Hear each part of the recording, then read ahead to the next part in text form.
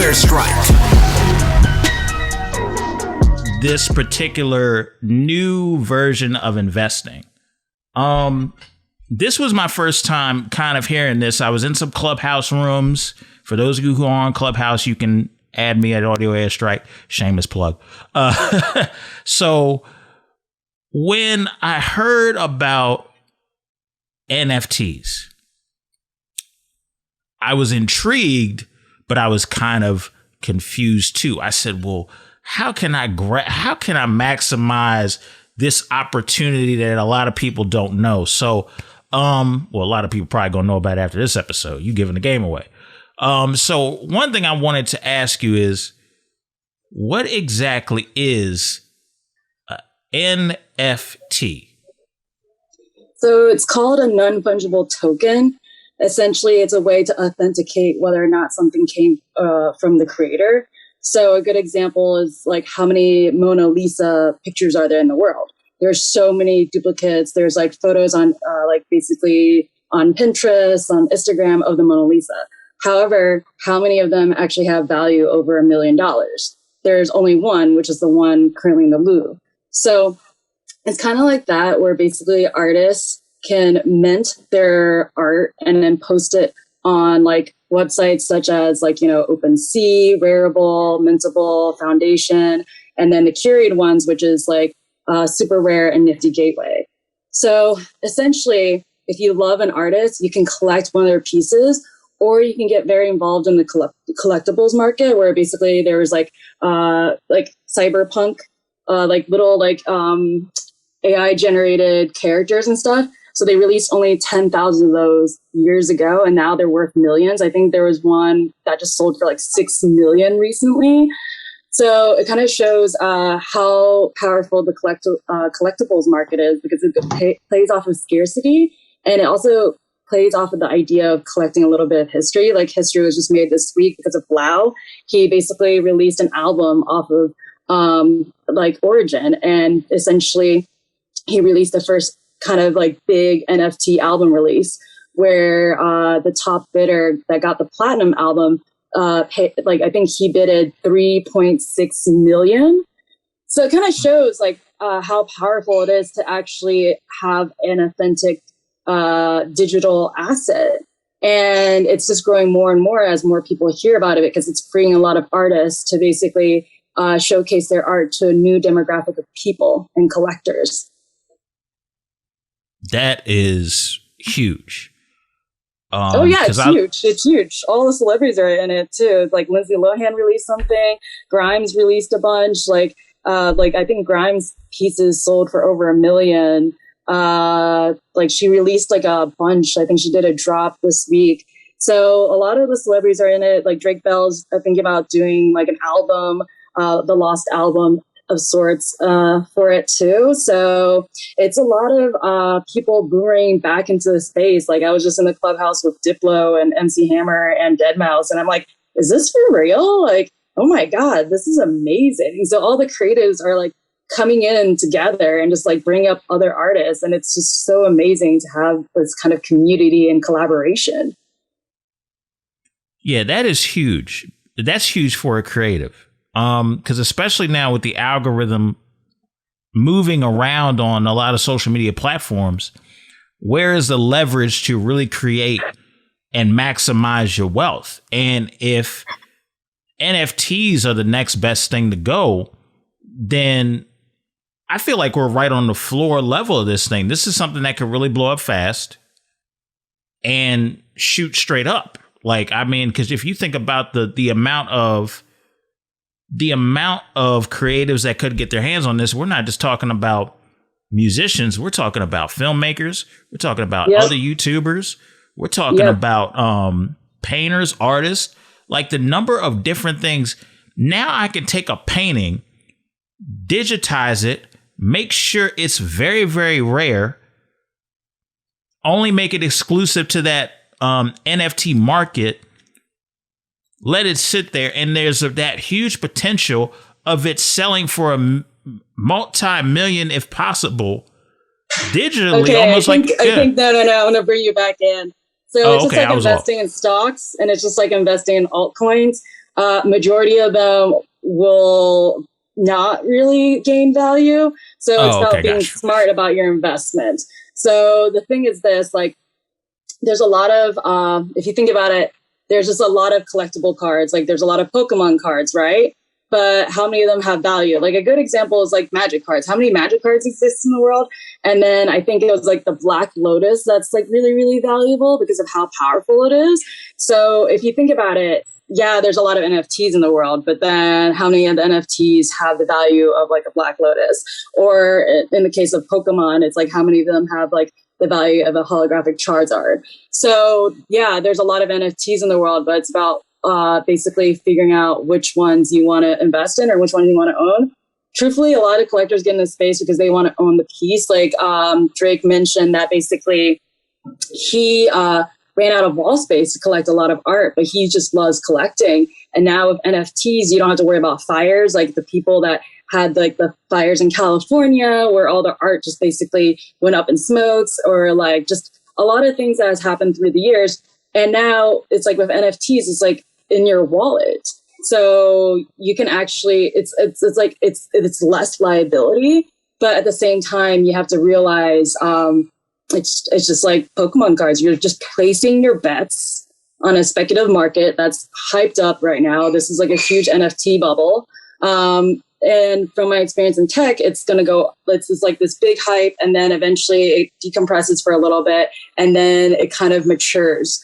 So right now we're in this major hype bubble where everybody wants to get into NFT space because there's just so much publicity around it. Like so many artists are making a lot of money. And a lot of artists that got in early are making a lot of money. And then the people that have a huge following are getting a lot of money. And the people that they're able to mint their memes, like the Nancat, for example, sold for $600,000. And then Beeple did a huge drop where he made 3.8 million in a week. So like Beeple, like he's been doing every days for like 5,000 days, like over 13 years. So like with him, like it was like the long game. Like he was just at it for such a long time, and now he's finally getting a payout in a way. So basically it's because of all that publicity, people think that, oh, all I have to do is like mint like a scribble and then I'll be like a millionaire. It's not like that. You have to put in the work in, you have to be part of the community, you have to join Clubhouse, you have to talk to people and network and collaborate. So it's not just about investing or just creating an NFT and you're instantly a millionaire. There's still work and networking and just like coming up with like, what is your like contribution? Like, are you an artist? Are you a collector? Are you like spreading more knowledge about the space? So it's just not like an instant lottery ticket at all. And I don't want it to be perceived as an instant lottery ticket, because that's when people can lose a lot of money. Just like in 2018, when a lot of people heard about Bitcoin, when it was like going up and up, and then it crashed. So basically the people that invested when it was at 20,000, basically they lost all their money until like this year. Hopefully they hodled, but basically then they would have doubled their money by now. So again, it's a speculative market right now. NFTs are still brand new, and it's in this huge hype bubble because it's so brand new and all these celebrities are getting in. So it's not, again, not a lottery ticket. Learn about it and then figure out how you can contribute to the space. Okay, got you. So if I was someone that wanted to purchase or invest in NFT, what are some proper, what's proper etiquette to invest or purchase an NFT? Well, so it's just like asking like, well, what's the proper etiquette of collecting Pokemon cards? What's the proper etiquette of collecting Magic the Gathering cards? What's the proper etiquette of collecting like wall art? It's basically what you're interested in and what you believe in. So like, I can't tell someone to like, hey, only invest in like, like this Pokemon deck or these kind of arts, like modern art or something like that, or like only invest in Renaissance art. Like, no, like it's up to the person, because there's like this soul connection with an artist and a collector, just like how Yoko Ono was basically resonating her true authentic self when she was creating her art. And then John Lennon saw it and he's like, I have to meet the artist. And that was essentially like a soul connection between an artist and a collector. So what you decide to collect is up to you. And I feel like artists, you should basically resonate your true light, and then the right collector will come to you. So it's this very kind of intimate, like, I guess, creative soul bond between people. And there's no real way. Like, some people like, oh, I'm going to invest in legacy items and like things that are from the internet that has like real meanings, like cyberpunk avatars and such, or like crypto kitties. But essentially, like, if you think about it, like, it is what you decide that has value to you. So it's a very personal journey to collect NFTs, just like collecting art, just like collecting baseball cards, Pokemon cards, Magic the Gathering cards. It's a personal journey. And that's awesome. You want to know what I like about the aspect of that? What you're talking about, the soul connection, and it's something being more personable. And I think that is something that separates collecting an NFT versus stocks and other ways of investing, because there's more of a grounded, genuine attachment. You are passionate. You know what I'm saying? Like somebody that collects sports, NFTs, or somebody that collects potentially, superhero style NFTs, or just artwork of a certain artist. There's such a more of a deeper connection than just, I'm trying to make some money, get out the way. Mm-hmm. Like that's how it kind of comes off in certain other circles. But to hear that those things happen, I really appreciate that, because I'm all about making genuine relationships and really connecting with other creatives. And so that aspect I really, really like. What are some ways that this affects positively or negatively, based on what you've seen and based on your experience so far? How does this affect buyers and sellers of NFTs? How is this different from the last question? Can you rephrase that? Because like buyers and sellers of NFTs, well, like there's a secondary market if that's what you're referring to. Mm-hmm. So certain people have bought like some NFTs way back, and now they're worth a lot. Like CryptoPunks is a great example. Generative like avatar characters, and they're just like little pixelated characters, with some of them being aliens, zombies, and humans. And essentially they released them way back in like, I think 2017 or 2018, and they released some of them for free, and now they're worth a lot because it was a limited release and it's being a part of history. I think a lot of people that want to collect things because it's a part of history, just like crypto kitties. Like in 2018, everybody was collecting crypto kitties. Same thing with land on the metaverse. So there's something called Decentraland and like crypto voxes. Decentraland had like a auction for land way back in 2018. I think one of the land, or 2017 actually, one of the land, no, I think it's 2018. Sorry about that. One of the land pieces went for sale for like $30,000. So land is a good investment in some of the platforms, but again, you don't know which one's going to come up top, because there's a lot of metaverses being built right now in terms of like social, like VR platforms and everything else. But again, it's still new, so you don't know which one's going to be like the one that's going to be around for 10 years. It's just like the social media age where everybody was creating a social media platform. And then for the longest time, people thought that Facebook was going to be replaced, because there was an era of everything being replaced in terms of like LiveJournal got replaced by MySpace, and then MySpace got replaced by Facebook. So everybody just assumed that there will be another Facebook and Facebook's going to die. It's the same concept where people just see this pattern and they don't realize that Facebook's strategy was more ingrained in a way, because they basically allowed a lot of websites to sign on with their Facebook login. So they were able to stay on and be more relevant because they diversified to gaming and then into marketplaces and into like these like ad spaces by like purchasing Instagram. So in a way, all these different metaverses that have land for sales, you're staking your bet as this being the platform of the future, kind of like staking your bet way back then, which social media was going to be in the future. So again, this is like all brand new, and I would rather you research everything and find something that you're passionate about than buying a bunch of random pixelated art just because you think it's going to like 10x in like a month. Yeah, and I think that's smart too. Definitely doing the research. Anytime you do an investment, folks, whether it's NFTs, stocks, mutual funds, you definitely want to do your research as to why you're buying them. Also, looking at the history of the company, the trajectory where the company is going is very important too. Or looking at the marketplace and being like, what's in demand? That's another aspect of it too. I wanted to ask you this question because I'm just kind of curious. Have you seen anything, any regulations going on in terms of NFTs? Have there been any, government regulations that could be brewing, or is it so new that right now it's kind of like it's so new? Yeah. People are just hearing about it.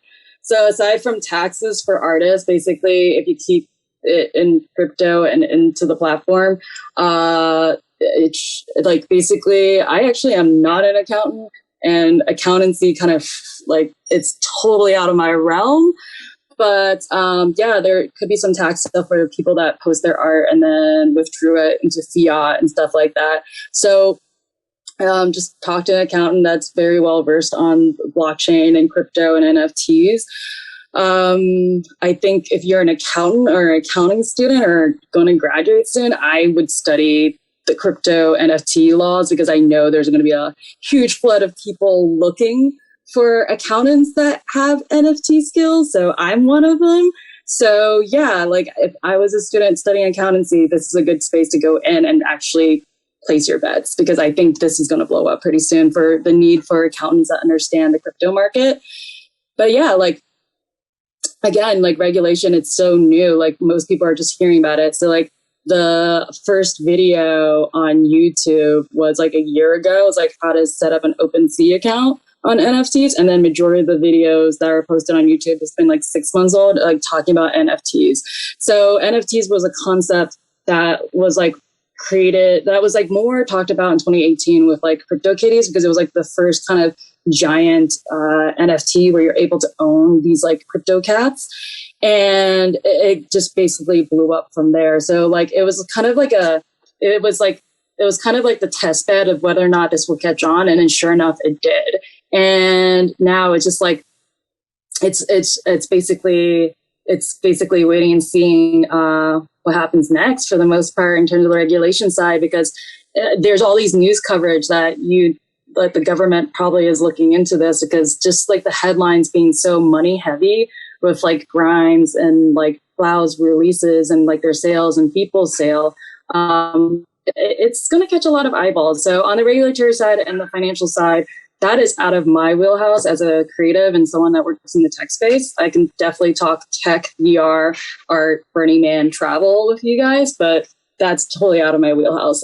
As of right now, I'm not really aware of any, but yeah, if you want to host someone else in the future, talk about that. I think that would be really handy. Absolutely. Absolutely. Well, I'll say this. I definitely want to thank you so much for giving the information on NFTs. And is there any I know you mentioned a bunch of websites earlier where people could go, it could purchase and invest. What are some of those websites again that you personally recommend? First off, before you invest any money, do research. So so I got into NFTs because of like this Clubhouse group called NFTs.tips. So just go there. It's like a repository for all the information.